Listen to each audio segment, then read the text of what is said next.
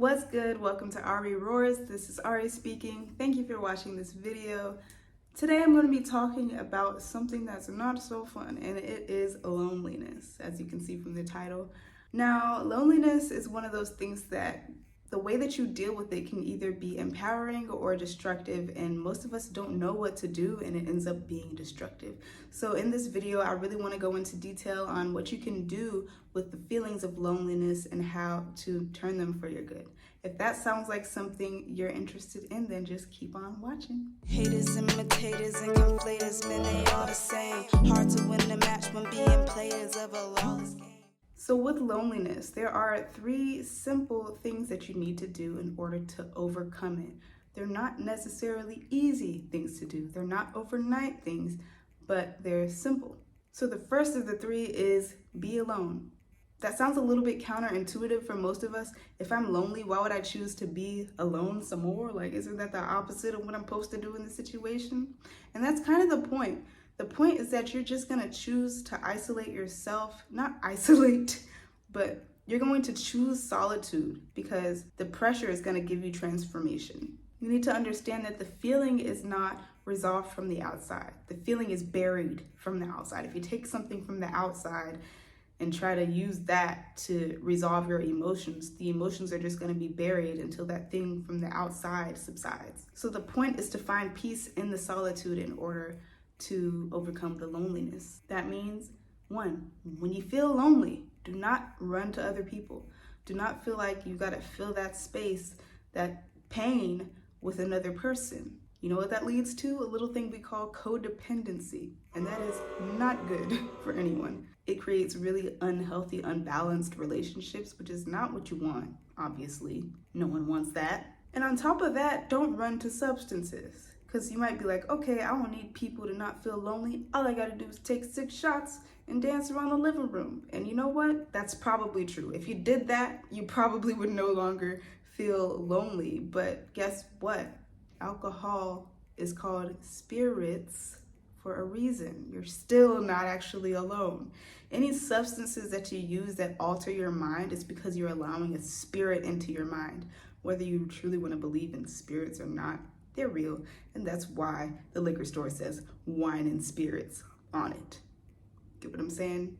So if you're dealing with feelings of loneliness, don't fill it up with another person, and don't try to bury it with some kind of substance. And I know some of y'all are probably like, I can handle the feeling of loneliness without drugs or alcohol because I have this other addiction.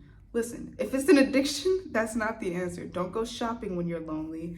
Don't get on the game when you're lonely. Don't just go do the thing you're addicted to when you're lonely. That's not really gonna help. And that's really my point, is that you have to allow the emotions and the feelings to come in, which is part 2. Face yourself. Think and feel. You gotta face yourself. Notice your thoughts. What thoughts are you thinking when you have this urge to fill that emptiness and that loneliness with the presence of another person? What person are you looking to share that space with? And why is it them? What do you want from them? What do you think that they're gonna give you that you can't give yourself? What is the thing that you're so eager to receive from another person's presence? You really wanna dig deep into these things. And even if it's not a person, but it's like, okay, I don't have to go to a person, but I really wanna do these drugs though. And then what is the drug doing for you? It's not making you feel better. It's hiding a feeling. What feeling is it burying? That's the questions you need to ask yourself. And also notice your feelings. Sometimes loneliness is not an isolated feeling. It's not just, I want to be with someone else. It's that there's a pain in me that I don't want to feel, and I would rather experience something other than being alone so that I don't have to go through these emotions. And it's really important to be able to name your emotions so you know where they're coming from, so you know how to resolve them. You need to know the difference between embarrassment and confusion and doubt and frustration, and the difference between disgust and disturbance. You know what I mean? You really need to know all the different emotions you could be experiencing and exactly what yours are. And in noticing your emotions, you now have the opportunity to release them. And knowing where they're coming from and what they're attached to, you now have the opportunity to release those things that you've been holding on to. And you do that by crying it out, writing it out, praying it out, doing whatever you got to do to release this. Sometimes I do like voice journals on my voice memos, and I just talk to myself basically. But the whole point is that you're gonna purge all of this pain that's inside of you. And after you purge all these emotions and you're starting to heal and you're starting to release things, you can move on to the next point, which is the real solution. Part 3 is to be your own company. You're taking the opportunity to fill your own hole, fill your own void. When you cry, when you let out emotions, when you let go of something, there's now open space for you to receive more. And you usually get some type of revelation or brilliant ideas in these moments. That's why a lot of people who are creatives and artists, they express themselves and end up coming up with these masterpieces because they're going through their emotions. Sorry if I sound stuffy, I don't know what's going on. You may come to new revelations about what happened in the past that you were holding on to, or something that you weren't even really thinking about. You might come to new revelations about your current circumstances and having a new view on it. You may have revelations about the future and having new ideas of things you can work on or things that you can look forward to. And from there, you usually have an opportunity to lean into your passions. Your passions start to rise up in you. You start to have ideas of actions that you can take. It's an opportunity to find purpose in your pain. All these creative outlets start coming up into your mind. You might start your own YouTube channel. I don't know. You'll have an idea of what you want to do and what you need to do based on what you just gained after releasing these emotions. And then you get to really channel your energy, genuinely, wholeheartedly focusing on yourself.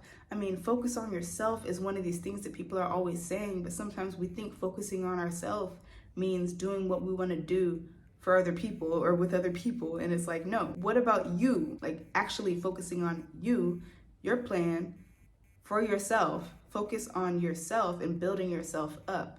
And when we're leaning into this feeling of loneliness, we're releasing the need to focus on things that don't matter, and we're given the opportunity to pour into our purpose, to pour into the reason that we're on this earth, to pour into everything that we are built to put out, to put forth for the world. All that energy that you've just made way for by healing from whatever's causing you to feel lonely, that has created room for you to fill in that space of loneliness. There had basically just been a confusion there of there's something that's supposed to exist in my life in this little space where I'm feeling lonely, and now that I can release the emotions, that thing that was self-focused, not necessarily self-centered, but more so something that I didn't need other people for, that thing is gonna fill in that space and I'm gonna feel more fulfilled, and I can be alone in those moments and really be pouring into myself and thus pouring into the world. I really hope this makes sense for someone. I hope it's latching on to the right people. And honestly, that's it. That's all I got for you. Thank you for watching this video. I hope you enjoyed it. If you did like it, then like it, and I'll see you next time. Bye.